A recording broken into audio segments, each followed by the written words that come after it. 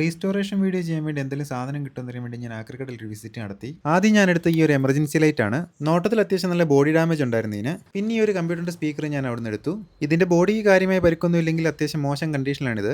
അത് കഴിഞ്ഞ് ഇങ്ങോട്ട് മാറി നോക്കിയപ്പോഴാണ് എനിക്ക് ഈ ഒരു എമർജൻസി ലൈറ്റ് കിട്ടിയത്. ഇത് അത്യാവശ്യം നല്ല കണ്ടീഷനിലാണ്, ബോഡിക്കൊന്നും യാതൊരു കുഴപ്പമില്ല. അപ്പോൾ മറ്റേത് കളഞ്ഞിട്ട് ഞാൻ ഇതെടുത്തു. ഇതിന്റെ കൂടെ കുറച്ച് സാധനങ്ങൾ വാങ്ങിയപ്പോഴത്തേന് ഏകദേശം 100 രൂപയായിരുന്നു.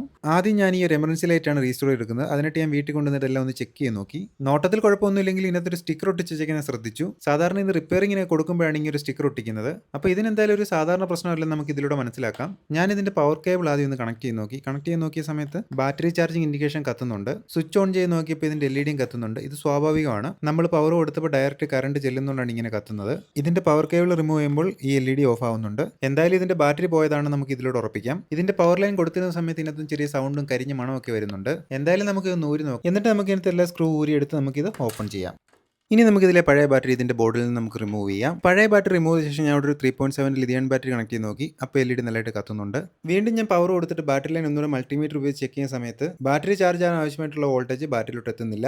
ഇപ്പോഴാണ് ഇതിൻ്റെ ബോർഡിലോട്ടൊന്ന് സൂക്ഷിച്ച് നോക്കുന്നത്. സൂക്ഷിച്ച് നോക്കിയ സമയത്ത് ഇതിനകത്തൊരു കപ്പാസിറ്റർ ബൾജായിട്ട് നിൽപ്പുണ്ട്. മാത്രമല്ല ഇതിനകത്തൊരു റെസിസ്റ്റർ കത്തിപ്പോയിട്ടുണ്ട്. എന്തായാലും നമുക്ക് ഇതിനകത്ത് ഈ ബോർഡ് അഴിച്ചെടുക്കാം. റെസിസ്റ്റർ നല്ലതായിട്ട് കരിഞ്ഞു പോയിട്ട് ഇതിൻ്റെ വാല്യൂ കളർ കോഡ് ഉപയോഗിച്ച് എനിക്ക് ഐഡന്റിഫൈ ചെയ്യാൻ പറ്റിയില്ല.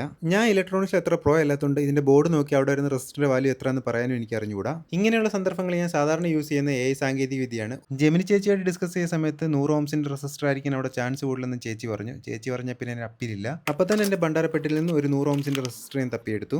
എന്നിട്ട് ഈ ബോർഡിലെ കത്തിപ്പോയ പഴയ റെസിസ്റ്റർ ഞാൻ ഒരു സോൾഡറിംഗ് ഞാൻ ഉപയോഗിച്ച് നീക്കം ചെയ്തു. എന്നിട്ട് നമ്മളെടുത്ത പുതിയ റെസിസ്റ്റർ നമ്മളവിടെ റീസോൾഡറിംഗ് ചെയ്തെടുത്തു. റെസിസ്റ്റർ ഇരുന്ന് ബേണായി പോയിട്ട് നമ്മൾ പുതിയതായിട്ട് വെച്ച റെസിസ്റ്ററിന്റെ ലെഗിൽ കറണ്ട് എത്തുന്നോണ്ടില്ലെന്ന് നമ്മൾ മൾട്ടിമീറ്റർ ഉപയോഗിച്ച് ചെക്ക് ചെയ്യുന്നത് നല്ലതായിരിക്കും. PCB ബോർഡിന് എന്തെങ്കിലും ഡാമേജ് ഉണ്ടോ ഇല്ലയോ നമുക്ക് ഈ കണ്ടിന്യൂറ്റി ചെക്കിലൂടെ നമുക്ക് മനസ്സിലാക്കാനും പറ്റും. അടുത്തായിട്ട് ബൾജായിട്ടിരിക്കുന്ന കപ്പാസിറ്റർ വരെ നമുക്ക് പുതിയൊരു കപ്പാസിറ്റർ വെച്ച് കൊടുക്കാം. കപ്പാസിറ്റർ മേടിക്കുമ്പോൾ സെയിം വാല്യൂ ഉള്ള കപ്പാസിറ്റർ തന്നെ മേടിക്കാനും ശ്രമിക്കുക.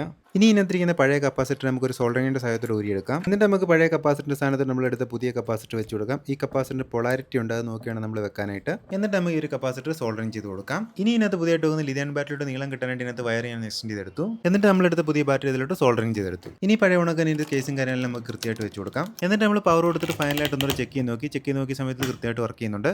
എന്നിട്ട് നമുക്ക് പഴയ ഉണക്കൻ്റെ ക്യാപ്പ് അടച്ച് നമുക്ക് സ്ക്രൂ ചെയ്തെടുക്കാം. ഫൈനലായിട്ട് ഞാൻ ഹൈഡ്രജൻ പെറോക്സൈഡ് ഉപയോഗിച്ച് മൊത്തത്തിൽ ഒന്ന് ക്ലീൻ ചെയ്തെടുത്തു. അങ്ങനെ ആക്രിക്കടയിൽ എടുത്തുകൊണ്ട് ഈ എമർജൻസി ലൈറ്റ് ഞാൻ ശരിയാക്കി എടുത്തിരിക്കുകയാണ്. ഇതിനകത്ത് മെയിൻ പ്രശ്നം ബാറ്ററി ആയിരുന്നു. ആ ബാറ്ററി നമ്മൾ മാറ്റിയിട്ട് അതുകൊണ്ട് ഒരു റെസിസ്റ്റർ കത്തിപ്പോയിട്ടുണ്ട്. ആ റെസിസ്റ്റർ മാറ്റിയിട്ടു. ഒരു കപ്പാസിറ്റർ ചെറിയ ബൾജിങ് ഉണ്ടായിരുന്നു. ആ ബൾജിങ് ഉള്ള കപ്പാസിറ്റർ നമ്മൾ മാറ്റിയിട്ടു. പവർ ഓൺ ചെയ്യാം. ഓക്കെ, ഇത് ഡിം ഒരു കണ്ടീഷനിലാണ് ഇത് കത്തിക്കുന്നത്. ഇത് മാക്സിമം ഔട്ട്പുട്ട്. ഈ ബാക്ക്ഗ്രൗണ്ട് ലൈറ്റ് ഒഴിച്ച് ബാക്കിയെല്ലാം ഞാൻ ഓഫ് ആക്കിയിട്ടുണ്ട്. ജസ്റ്റ് കത്തിക്കാം. കണ്ടില്ലേ, ഇതിൻ്റെ ഡിമ്മ്, ഇതിൻ്റെ ബ്രൈറ്റ്, ഇതാണ് ഇതിൻ്റെ മാക്സിമം ബ്രൈറ്റ്നസ്.